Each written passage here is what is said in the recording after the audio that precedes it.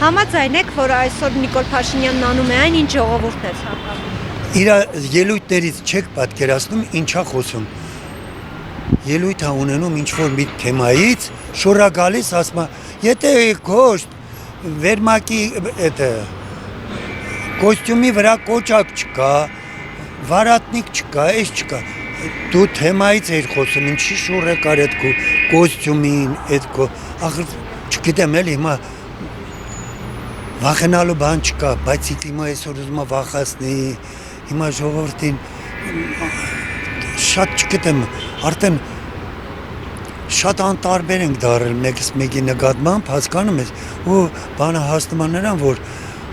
սրանք էլ դպրոց չավարտած, կրթություն չստացած մարդիկ ղեկավարում են, ոնց կարա այդպես բան լինի։ Դեռ կոմունիստների ժամանակ մարդիկ